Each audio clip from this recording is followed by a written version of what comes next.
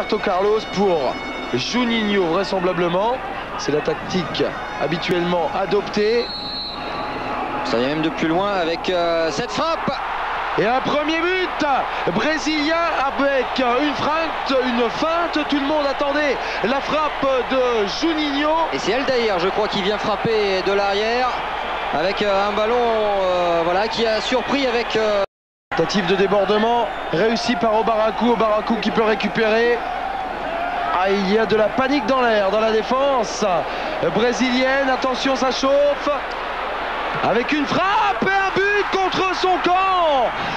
Il me semble que c'est Ronaldo qui vient propulser cette balle dans sa propre cage, un partout après un peu plus d'un quart d'heure de jeu. Et ce but, on le sentait venir, Christophe. Oui, je crois bien que c'est Babayaro qui est venu frapper. C'est le spécialiste des flic-flaps, enfin, ou flic-flac, je ne sais plus comment vous dites, cher à Laurent Barbieri. Voilà la frappe tendue. Et puis le but du défenseur brésilien, on va le revoir sous un autre angle. Le gardien était battu. Et ensuite, eh bien, à la conclusion, c'est un défenseur qui vient prendre au piège son propre gardien. Un partout alors qu'on joue depuis, effectivement, c'est Babayaro qui a centré très fort devant le but.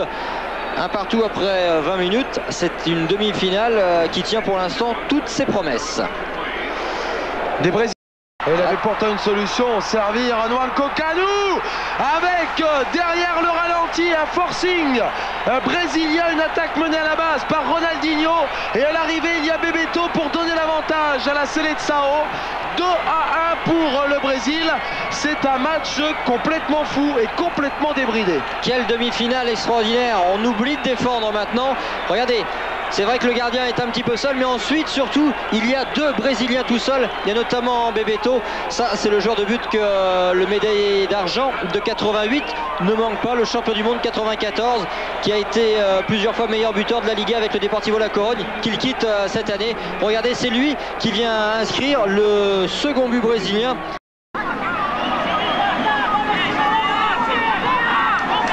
Juninho cherche une solution devant Okocha et deux maîtres d'œuvre des équipes, les maîtres à jouer.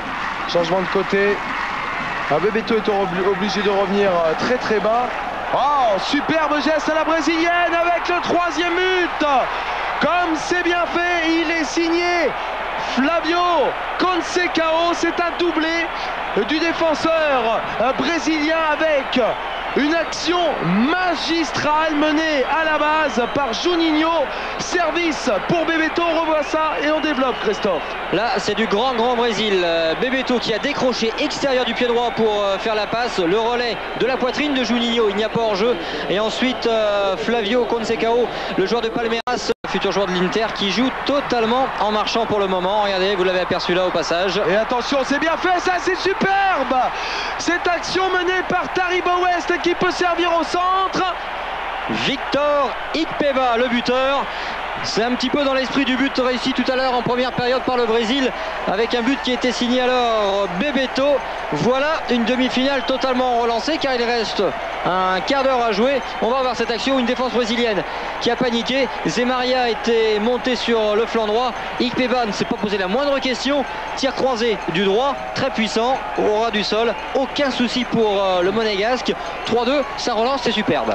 Accélération à 3 avec Taribo West qui donne pour Amoka Chirolé. Sur cette action, Amaral. Heureusement qu'on est venu lui dire reste au sol. Touche joué par Agustinho Okocha. Loin avec une récupération dans la surface. Attention!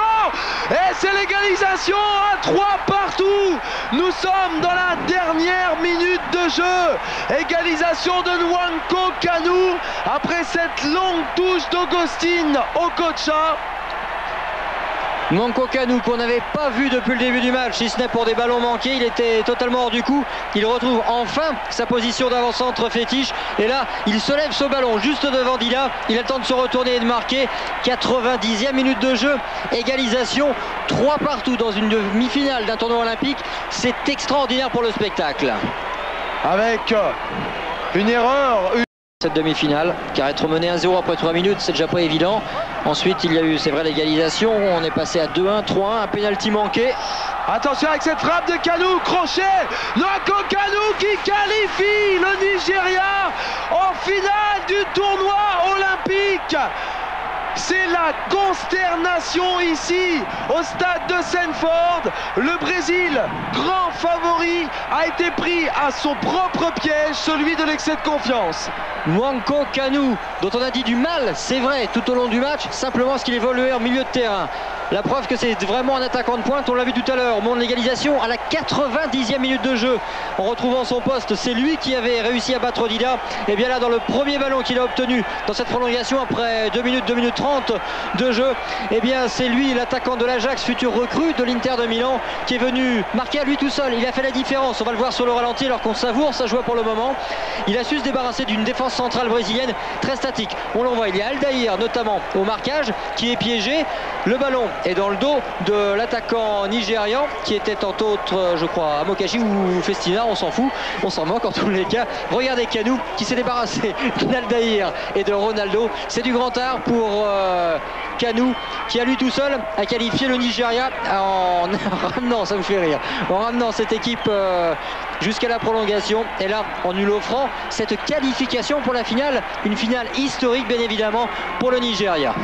Avec une nouvelle fois beaucoup